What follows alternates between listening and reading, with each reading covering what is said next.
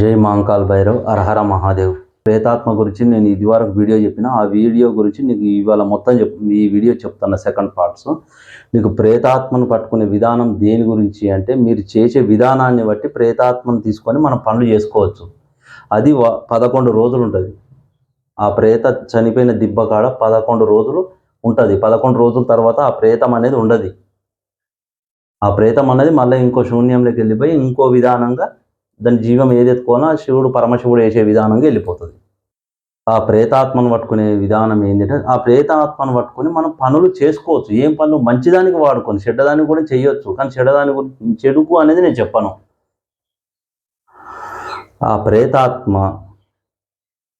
దానికి సపరేటు ఒక గది ఎంచుకోవాలి. మనం ఎంచుకొని ఆ ప్రేతాత్మను 25 ఏళ్ళ నుంచి 30 ఏళ్ళ వయసు గల్లోళ్ళతోనే ఈ పని చేయించుకునే విధానం. చిన్నపిల్లలు అంటే దానికి కలవదు. అది ప్రేతాత్మ దిబ్బ మీద పోయి ఆ దిబ్బకి ఏ విధానంగా చేసుకొని తీసుకొచ్చుకోవాలనే విధానం చెప్తా.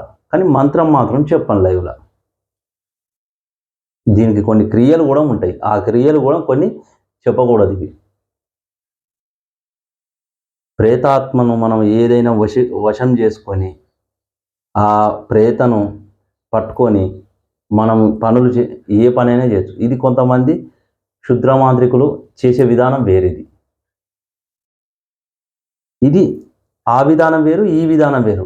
ఈ విధానం మనం ఏదైనా పని చేసుకునేందుకు కూడా చేసుకోవచ్చు. ఈ శక్తిని పట్టుకొని ఈ శక్తితో పనులు చేసుకోవచ్చు. వాళ్ళు పట్టుకునే విధానం వేరు. దానికి కొన్ని క్రియలు చేసి పట్టుకుంటారు. దాన్ని పట్టుకొని కొన్ని రోజులు వాడుకొని తర్వాత దాన్ని వదిలిపెడతారు. ఇది వచ్చినప్పుడు నీతోని నువ్వు దానికి పెట్టే విధానం, పచ్చడి అన్నం వండుకొని తీసుకొని పోయి అక్కడ పెట్టి నల్లకోడిని బలిచ్చి దీపం పెట్టి ఆ దీపంను మన ఇంటికి బంధించుకొని తీసుకొచ్చుకోవాలి. అక్కడి నుంచి అది 11 గంటల నుంచి 2 గంటల మధ్యలో చేయవలసిన విధానం. అది తీసుకొని వచ్చి మనం ఇంట్లో దానికి దీపం ఏర్పాటు చేసుకొని ఆ దీపంను అక్కడ పెట్టుకొని రోజు మనం చేస్తుంటే పక్క పంటే కూర్చుంటుంది. అది నీకు కనబడుతుంది, బయట వాళ్ళకి కనబడదు. దానికి రోజు 15 రోజులు విధి విధానం ఉంటాయి. ఆ విధానం పెట్టుకుంటే అది నీకు వశం చేసుకుంటాయి. అది వశం చేసుకున్నామంటే నీకు పనులు చేసి పెడుతుంది. దాని విధానాలు ఉన్నాయి. కానీ నేను లైవ్లో చెప్పదలుచుకోలేవి.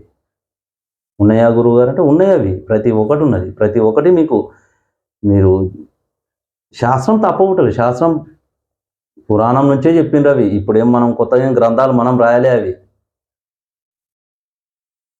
ఇది విధి విధానాలని బాబు. దీని గురించి నేను మంత్రం చెప్పాను.